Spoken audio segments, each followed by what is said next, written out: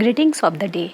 I am Dr. Ibha Rani from Department of Commerce, Kristu Jayanti College, Autonomous, Bangalore. I will be discussing today the topic weighted average cost of capital, which belongs to the subject corporate financial management. It is a very important subject.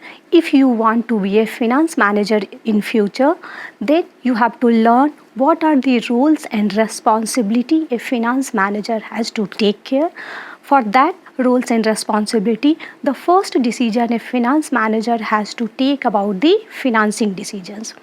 What are the sources available where a finance manager can get the funds from the market to their company? For that purpose, you need to calculate the weighted average cost of capital. So today it is very important concept when you talks about the financing decisions and investment decisions of finance manager. So now I will be taking a brief on how to calculate weighted average cost of capital. What are the components comes under the weighted average cost of capital? Before moving to the weighted average cost of capital, first I will discuss about what you mean by cost of capital. So the name cost of capital. Company will get sources, different funds from different sources, and the cost of obtaining those sources for their company is known as cost of capital. Now coming to the weighted average, it is a financial metric which represents a company's average cost of capital from all the sources, which may be including equity funds, debt funds, preferred stock, or it can be a retained earning. It reflects the minimum return a company must earn on its investment to maintain its market value and also to satisfy its investors. Why it is minimum return? Because the company has to look into that. If my weighted average cost of capital for the amount is 10%, when company is investing those amount in any investment proposal, they have to look into that they should get the return from that investment is more than 10%. That's why it is considered as known as the minimum return of a company which the company have to earn from its investment. It is from the investor's perspective, you can calculate as it can be considered as the required rate an investor's needs in order to consider investing in the business. How it will be calculated?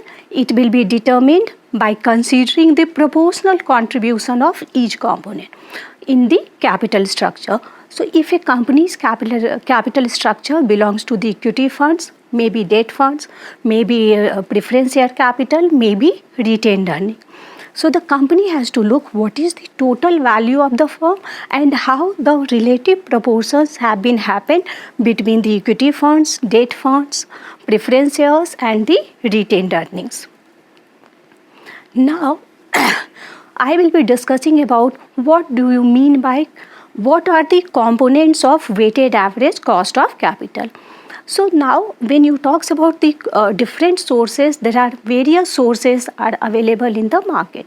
But when we will be calculating the weighted average cost of capital, there are four major sources only we will be considering, because other sources will not impact much to the cost of capital. Small sources or short-term sources will not impact much to the cost of capital. That's why the major long-term sources only we will be considering when we are calculating the weighted average cost of capital. So now the first component in the weighted average cost of capital is retained earning. So you have to calculate what is the cost of retained earning. Now what is retained earning? It is the accumulated profit of a company. Accumulated profit is talking about, for example, company has earned 10 lakh rupees in this financial year as a profit, and company has decided that 10% of their profit will be distributed among the equity shareholders. The remaining amount the company will retain with themselves, that is known as retained earning. And the cost associated with this retained earning is considered as cost of retained earning. Next component talks about the cost of equity capital. The third component of weighted average cost of capital is preference share capital. So we need to calculate the cost of preference share capital. Whatever the percentage dividend we are paying to our preference share capital, mostly that will be considered as the cost of preference share capital. Or in terms or in perspective of investors' perspective, it is the rate of return required by the preference shareholders is cost of preference share capital.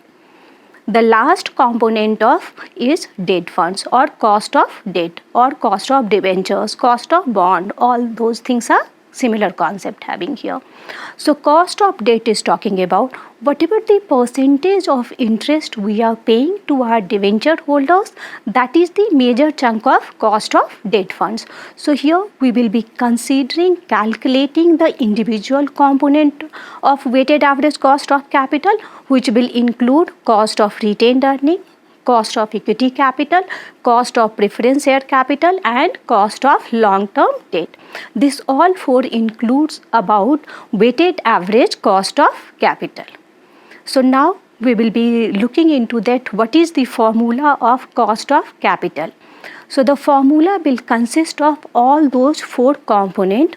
So WACC formula, you can cost of equity capital, the major chunk, multiplied by the percentage of equity capital. The proportion of equity capital in the total value of capital is percentage of equity capital, plus cost of debt multiplied by the percentage of debt capital in the total value of capital. Third will be the cost of preference share capital multiplied by the percentage of preference share capital. Then last will be the cost of retained earning, which will be the percentage cost of retained earning multiplied by the total value of retained earning in the value of the capital. Then the formula can be replicated as, here you can see on slide, WACC is the E by V. What is E here? E, it talks about the market value of firm's equity. E by V talks about the total value of capital. How you will be calculating the total value of capital? We will be calculating the total value of capital is equity capital plus debt funds plus preference share capital plus retained earning. So the total value, if in your some company is having their capital structure does not consist of retained earning, means for them total value of capital will include only three components, which will be equity capital, debt capital, and preference share capital. So it can be the maximum. So now the WACC E by V, which will be the percentage of equity capital multiplied by the KE, which is cost of equity capital.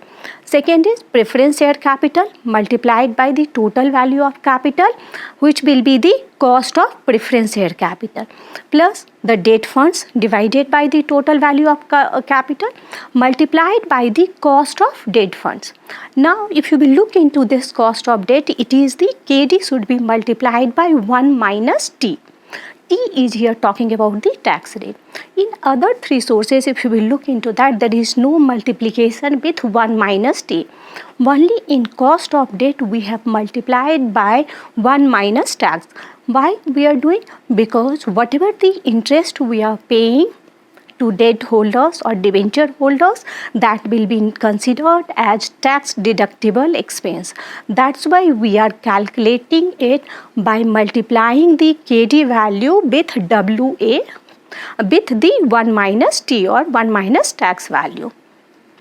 Now we have learned what do you mean by WACC. We have learned why it is important for manager to look into that weighted average cost of capital. We have looked into how to calculate the weighted average cost of capital. Now this I will be solving through one problem so that you will have the better understanding of how to calculate weighted average cost of capital. So for example, a company has the following capital structure which talks about the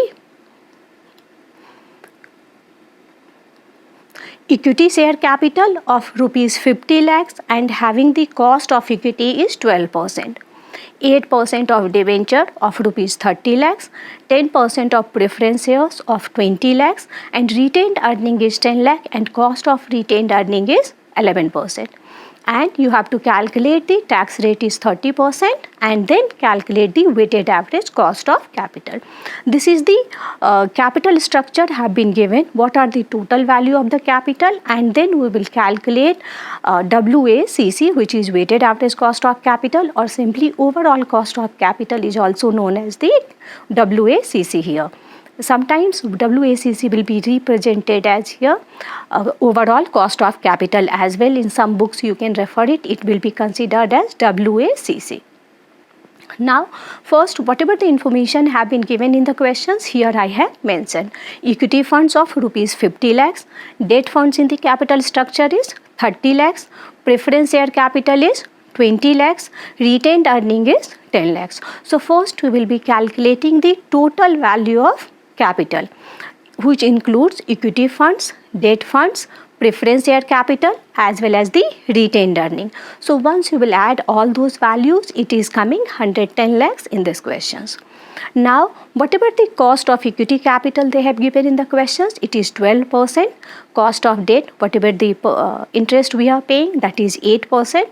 Preference share capital is 10% as well as the retained earning talks about the 11%. Tax rate they have given 30%. As in the formula we are multiplying with 1 minus t, that's why the tax 30% should be converted into decimal point. So 30 by 100, it will give you 0.3. Now we will put this value in the formula, which includes WACC is equal to E, market value of equity funds, divided by the total value of capital multiplied by the cost of equity capital. Next, preference share capital by value of the capital multiplied by the cost of preference share capital, plus debt funds divided by the total value of capital multiplied by the cost of debt funds multiplied by the 1 minus tax. Because the tax is deductible, whatever the interest we are paying which is tax deductible in nature, that's why the cost of debt should be multiplied by 1 minus t. Next is retained earning by the total value of capital multiplied by the cost of retained earning. We will substitute all the values in this formula and we will calculate, means here we got it, the weighted average cost of capital or overall cost of capital is 9.8%. Now the value we have calculated, what does it mean? It means that if you are investing these 110 lakhs in any investment, you should get return from that investment is more than 9.8%. Then only it will be beneficial for a company. Otherwise, you will be incurred a loss when you are investing in any funds, investing in any proposal which will give return less than 9.8%. So thank you so much. Here in this session, today I have discussed about weighted average cost of capital. What does it mean, weighted average cost of capital? What are the components of weighted average cost of capital?